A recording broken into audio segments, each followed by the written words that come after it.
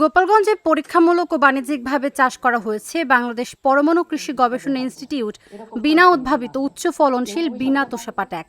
প্রচলিত অন্যান্য জাতের তুলনায় বিনা তোষাপাট ১ লম্বায় বেশি হবার পাশাপাশি রোগবালাই ও পোকার আক্রমণ অনেক কম। এ জাতের আখের ফলন হেক্টর প্রতি ৩.২ টন থেকে প্রায় ৪ টন। এই পাটের জীবনকাল মাত্র ১০০ থেকে ১০৭ দিন হওয়ায় কৃষকরা দ্রুত ফসল ঘরে তুলতে পারছেন। একই জমিতে ৪টি ফসল চাষ করা যাবে, আর এমন জাতের পাট চাষ করে খুশি কৃষকরা।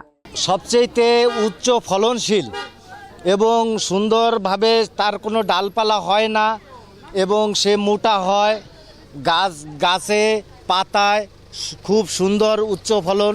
আমরা ওই জন্যই বিনা তোষাপাট ১ চাষ করছি।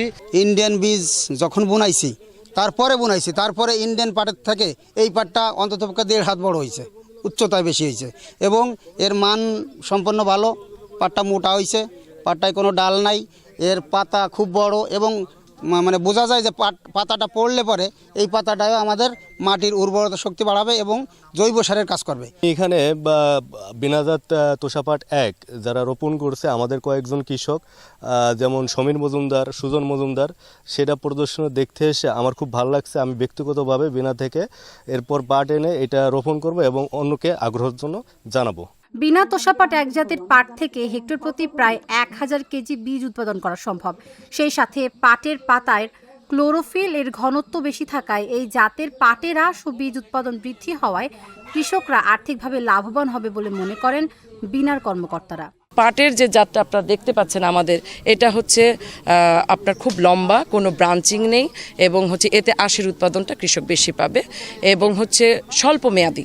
এটা সবচেয়ে বড় যেটা স্বল্প মেয়াদি হওয়াতে কৃষক ক্রপিং প্যাটার্নে ১ ফসলি জমিকে ২ ফসলি করতে পারবে, ২ ফসলি জমিকে ৩ ফসলি করতে পারবে এবং সর্বোপরি আসলে কৃষক অন্যান্য জাতের তুলনায় আমাদের এই জাতটা করে সে হচ্ছে সব দিক থেকে লাভবান হবে, এটাই হচ্ছে আমাদের লক্ষ্য। কৃষকের আসলে কতগুলো টার্গেট থাকে, সেই যে পরিশ্রমটা করে তার ইকোনমিক বেনিফিটটা, বিসিআর বেনিফিট কস্ট রেশিওটা তার খরচের চাইতে ফলনটা বেশি হবে।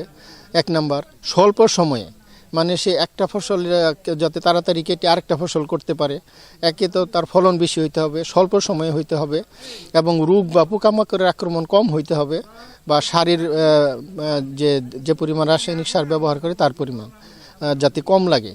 তো এই ৪-৫টা ফ্যাক্টর যেগুলো আমরা চিন্তা করে কৃষক একটা ফসল চাষের ক্ষেত্রে, তো এই ফ্যাক্টরগুলো বিবেচনা করলে দেখা যায় যে আমাদের এটাতে পোকামাকড়ের আক্রমণ বেশ কম হয়েছে, নাই বললেই চলে।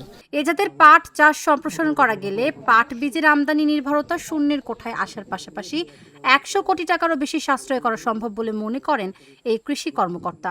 আমরা কৃষক পর্যায়ে সে প্রদর্শনী করেছি এবং আমরা খেয়াল করেছি যে এটা অন্যান্য জাতের চেয়ে অনেক ভালো, গাছগুলি বেশ লম্বা হয় এবং আমরা অবজার্ভ করছি যে এর আঁশের মানও ভালো হবে। তো আমরা কৃষি সম্প্রসারণ অধিদপ্তর গোপালগঞ্জ থেকে আশা করছি যে যদি আমাদেরকে এই বিনা তোষাপাট ১-এর বীজটা অ্যাভেলেবেল করে দেওয়া হয়, তাহলে আমরা আমাদের যে পার্শ্ববর্তী দেশের যে জাতগুলো আমাদের কৃষকরা করছে সেগুলো বদলে দিয়ে আমাদের এই বিনার পাটটা আমরা করতে পারবো এবং আমরা আশা করি এতে কৃষক অনেক লাভবান হবে। প্রতিবছর তোষাপাটের বীজের জন্য বিপুল পরিমাণ বৈদেশিক মুদ্রা খরচ করে ভারত থেকে আমদানি করা হয়। সরকারি ও বেসরকারি পর্যায়ে বিনা তোষাপাট ১ জাতের বীজ উৎপাদন বৃদ্ধি করা গেলে দেশের অর্থনীতি ও সোনালী আঁশের গৌরব ফিরিয়ে আনতে অগ্রণী ভূমিকা রাখবে বলে মনে করেন কৃষি গবেষকরা।